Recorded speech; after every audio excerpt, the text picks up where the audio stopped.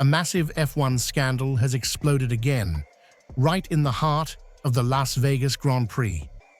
The FIA finally handed down one of the biggest verdicts of the year. Both McLaren cars were running outside technical regulations, and the teams may have known it long before the race ended. Overnight suspicion turned into investigation, and what seemed like a dominant run from Norris and Piastri suddenly transformed into one of the most explosive controversies of the modern era. And now, with new evidence surfacing and McLaren internal radio messages raising even more eyebrows, the entire paddock is asking the same haunting question. Was this cheating, something they did only once in Las Vegas, or has this hidden strategy been helping them dominate for much longer than we realized? The FIA's follow-up investigation is ongoing. Fans are demanding answers, and this scandal might just reshape the championship fight in a way no one saw coming.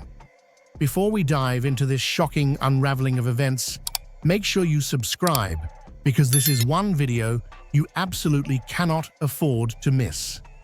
The scandal that erupted after the Las Vegas Grand Prix is not just another technical breach. It is a chain reaction that has shaken the 2025 Formula One season to its core.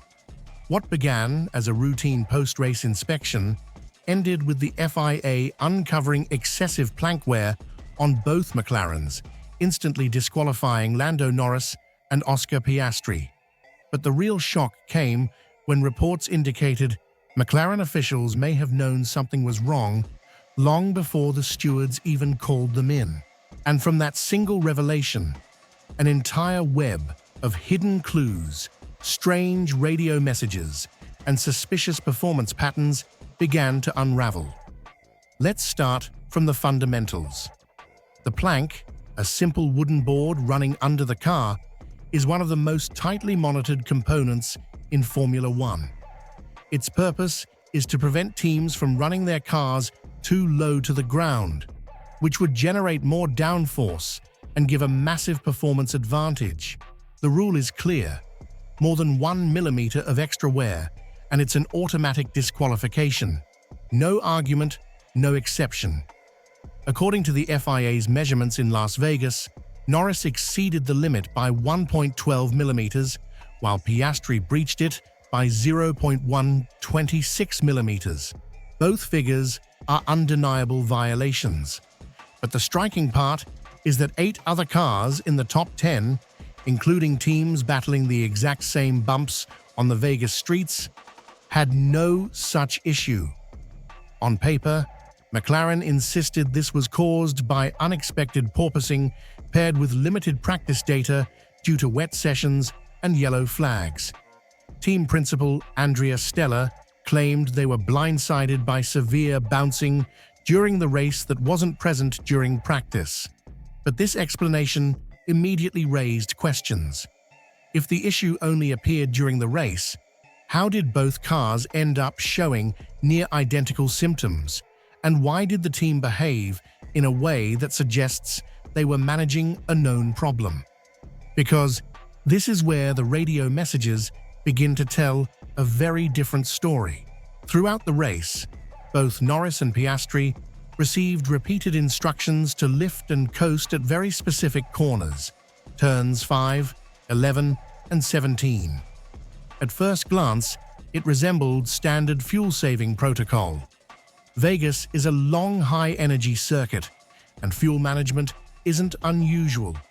But as the laps went on, the messages became oddly targeted. Norris was told exactly where to lift, even when the team confirmed, "Fuel looks okay now." Why keep lifting if the fuel wasn't the problem? That's when F1 analysts began proposing a newer, more alarming theory. The fuel-saving message was a decoy to avoid exposing the real issue, plank wear. By slowing the car at specific compression points on the track, McLaren could reduce the bottoming out that was scraping away their plank. The goal wasn't fuel conservation at all, it was mechanical survival. And this theory grows even more convincing when looking at Norris's pace.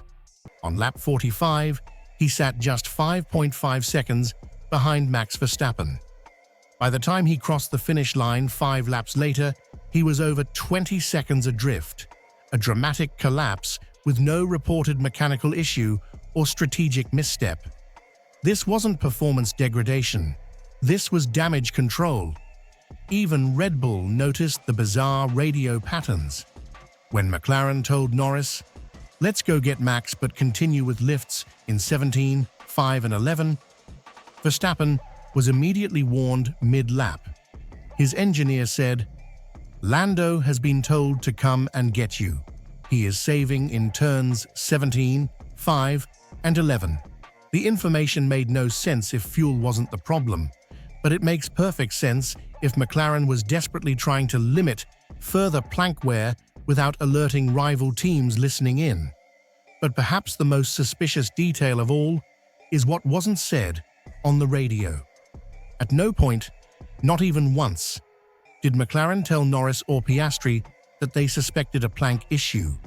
Not during the race, not during the slowdown laps, not even in coded language. Many believe this means the drivers were informed earlier, possibly during reconnaissance laps where cameras and microphones can't capture private discussions. This would also explain Norris's cautious, almost rehearsed responses post-race. It was as if he already knew something wasn't right. And fans didn't miss these clues.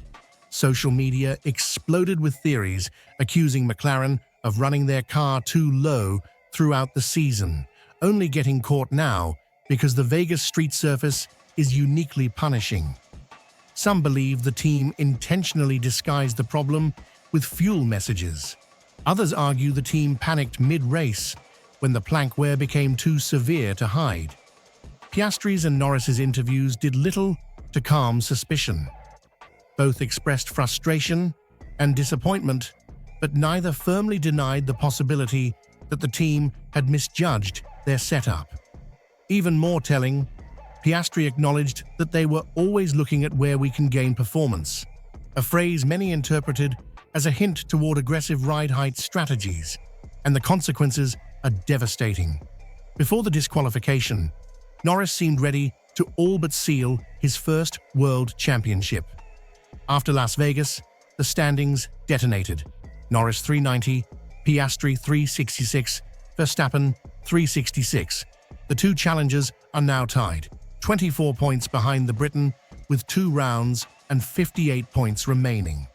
Who do you think will become the 2025 F1 World Champion? Verstappen, Norris, or Piastri? Let me know in the comments section. And don't forget to like and subscribe so you don't miss any of our other interesting and dramatic F1 videos.